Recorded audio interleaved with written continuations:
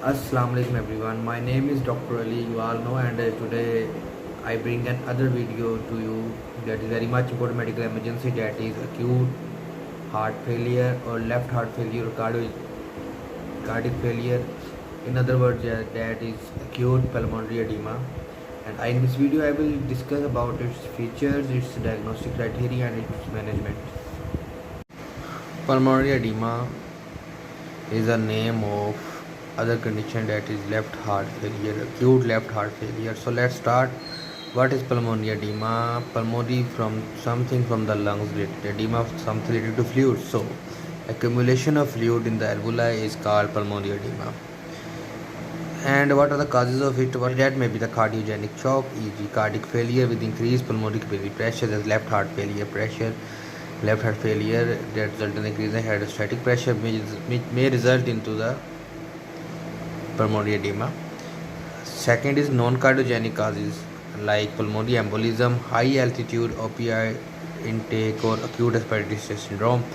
These are the few causes of the acute pulmonary edema, and I have explained a little bit about them. So what are symptoms? The patient usually come to us with a shortness of breath, dizziness, chest pain, palpitations, hypoxemia, cyanosis, suffocation, tachycardia, tachypnea, restlessness. Patient is very much agitated and restless. And physical examination. On the physical examination, when we observe the patient, there will be many few of the things that we have to observe in order to find out whether it is pulmonary edema or maybe another cause. On chest auscultation, there is a bibasilar inspiratory grafts or crackles due to overexpanding free fluid in the alveoli. There may be rusty colored sputum due to, like if the patient is having left heart failure and heart blood is moving back to lungs, and this may increase the hydrostatic pressure, maybe increase in the pulmonary capillary and rupture of it, which may leads to rupture rusty colored sputum, and there may be a wheezing due to peribronchial edema. These are the few things that we have to look when the patient came to us with such symptoms and signs. We know about that is pulmonary edema, and we will go for chest x-ray to differentiate whether it is cardiogenic or non-cardiogenic.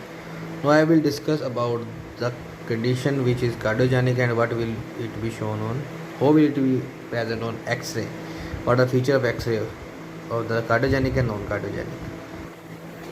On the x-ray, the cardiogenic has the cardiomegaly, but non-cardiogenic has normal heart sound, so maybe the acute respiratory syndrome, pneumonia, something others, pulmonary embolism. On the other hand, there may be Kerle B lines, loss of distinct margins. Margins are present on the distinct margins of the presence are on the chest X-ray of the lungs, so that may be chest X-ray and the margins may be lost. But in the non-cardiogenic, there is no loss of it, or there may be perfusion in the cardiogenic cause because the left heart failure may increase the hydrostatic pressure and may lead to. On the other hand, there may be the perfusion, but may be mostly uncommon, mostly uncommon in the non-cardiogenic cause.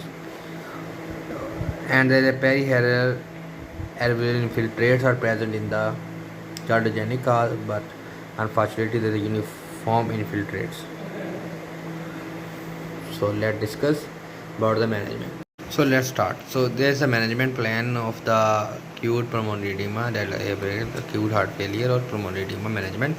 In the emergency, what we usually start with airway, ABC, airway. Ensure and maintain the patient or maintain the airway and sit in the patient properly and check his vitals, her vitals.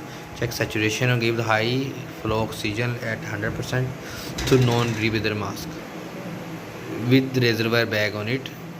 And if there is COPD, never give 100% oxygen or try to control the pressure of it, because in the COPD the lungs are already fragile, that may result in the insult of it.